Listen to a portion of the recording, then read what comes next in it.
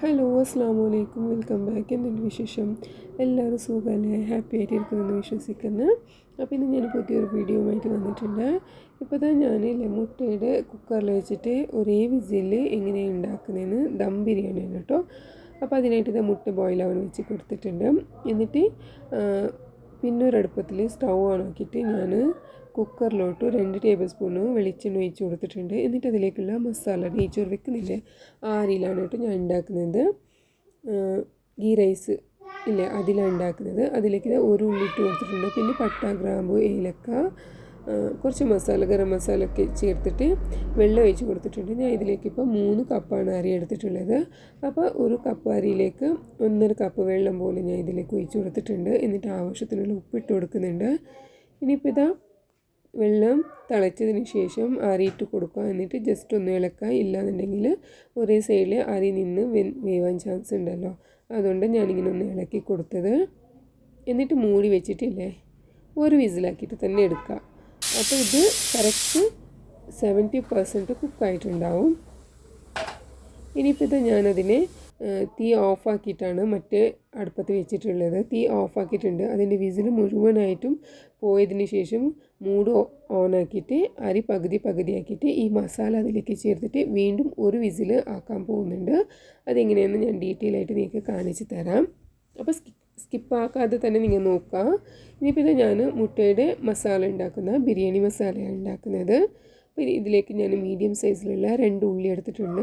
അത് നല്ലോണം വഴറ്റിയതിന് ശേഷം ഇതിലിതാ ഒരു തക്കാളി, ഇഞ്ചി വെളുത്തുള്ളി ചതച്ചത്, പിന്നെ ഒരു മീഡിയം സൈസിലുള്ള ക്യാപ്സിക്കം, ഇതെല്ലാം കൂടി ഇട്ടിട്ട് വീണ്ടും ഒന്ന് ഉള്ളിയിൽ ഫ്രൈ ആക്കി എടുക്കുന്നുണ്ട്.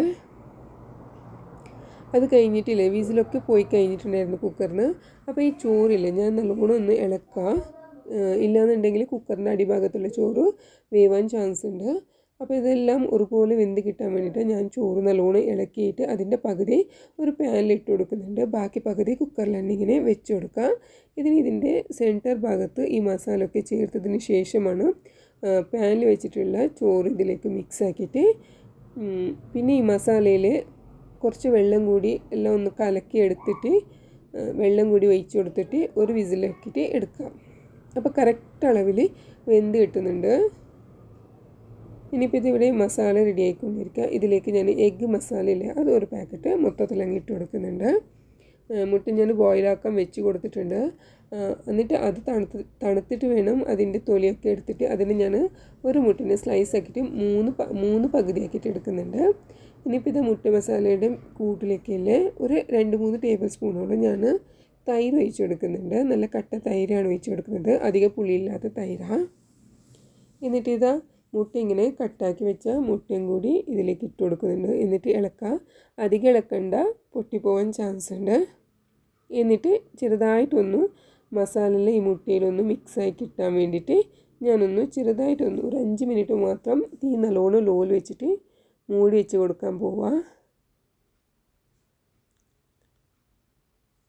അത്രയേ ഉള്ളൂ, ഒരു 5 മിനിറ്റ് നേരമേ. എന്നിട്ട് ഞാനത് പെട്ടെന്ന് എടുത്തിട്ട് ഞാൻ കുക്കറിൽ ദമ്മിടാൻ പോവാണ്. അപ്പോൾ ഇത് എളുപ്പത്തിൽ ഈസി ആയിട്ട് പെട്ടെന്ന് തയ്യാറാക്കാവുന്ന ഒരു മുട്ട ദം ബിരിയാണിയാണ്. ഞാൻ ഇതിനു മുമ്പ് മുട്ടയുടെ ബിരിയാണീൻ്റെ റെസിപ്പിയൊക്കെ ചെയ്തിട്ടുണ്ട്. കാണാത്തവരുണ്ടെങ്കിൽ നിങ്ങൾക്ക് വേണമെന്നുണ്ടെങ്കിൽ ഒന്ന് കണ്ടു നോക്കാം. ഈസി മെത്തേഡാണ് കേട്ടോ. ഞാൻ ഒരുപാട് ഹെവി ആയിട്ട് ഒരുപാട് കഷ്ടത്തിലൊന്നും ഉണ്ടാക്കാറില്ല. ഏത് സംഭവമാണെങ്കിലും എളുപ്പത്തിൽ എന്താ ചെയ്യാൻ പറ്റുന്നതൊക്കെയാണ് ഞാൻ ചെയ്യുന്നത്. ഇനിയിപ്പോൾ ഇതാ മുട്ട മസാല ഇതിലേക്ക് ഇട്ട് കൊടുത്തിട്ട് അതിൻ്റെ മുകൾ ഭാഗത്ത് ചോറിട്ട് കൊടുക്കുന്നുണ്ട്. ഞാൻ പാനിലേക്ക് മാറ്റി വെച്ച ചോറ്. ഇനി ഇതിൻ്റെ മുകൾ ഭാഗത്തില്ലേ ഞാൻ ഈ മുട്ടയുടെ മസാല റെഡിയാക്കിയ ആ പാത്രത്തിലേക്ക് കുറച്ച് വെള്ളം കൂടി ഒഴിച്ച് കൊടുത്തിട്ടാണ്, ഏകദേശം 1 കപ്പോളം വെള്ളം ഒഴിച്ച് കൊടുത്തിട്ടാണ് ഞാൻ ദം വെക്കുന്നത്. ഇത് പെട്ടെന്ന് ഒരു വിസിലാവുമല്ലോ, അപ്പോഴത്തേക്കും ദം എടുക്കുക, തുറക്കുക. അപ്പോൾ ഇവിടെ ചോറ് റെഡി ആയിട്ടുണ്ട്. ഇതിപ്പോൾ ഞാൻ മുകൾ ഭാഗത്ത് നെയ്യാണ് കേട്ടോ, ഏകദേശം 1-1.5 ടേബിൾ സ്പൂണോളം നെയ്യ് ഒഴിച്ച് കൊടുത്തിട്ടുണ്ട്. അങ്ങനെ ഇതിവിടെ ചോറൊക്കെ റെഡി ആയിട്ടുണ്ട്. പിന്നെ നിങ്ങൾക്ക് എൻ്റെ ചാനൽ ഇഷ്ടമാവണമെങ്കിൽ ഒന്ന് സബ്സ്ക്രൈബ് ആക്കുക, ലൈക്ക് ആക്കുക, ഷെയർ ആക്കുക. പിന്നെ നല്ല അടിപൊളിയായിട്ടുള്ള കമൻറ്റൊക്കെ ഇട്ടിട്ട് ഒന്ന് സപ്പോർട്ടാക്കണേ. അപ്പോൾ എന്തായാലും ഈസി ആയിട്ടുള്ള കുക്കറിൽ തന്നെ പെട്ടെന്ന് തയ്യാറാക്കാവുന്ന ഗീ റൈസ് വെച്ചുകൊണ്ട് ഉണ്ടാക്കിയിട്ടുള്ള മുട്ട ബിരിയാണിയാണിത്. അപ്പോൾ നിങ്ങൾക്ക് എല്ലാവർക്കും ഇഷ്ടപ്പെടുമെന്ന് വിചാരിക്കുന്നുണ്ട്. ഇതേപോലെ നല്ല നല്ല റെസിപ്പി ആയിട്ടും ഇനിയും ഇൻഷാ അല്ലാഹ് വരാൻ കേട്ടോ. അപ്പോൾ ഇനി നമുക്ക് നെക്സ്റ്റ് വീഡിയോയിൽ കാണാം. അതുവരേക്കും ബൈ.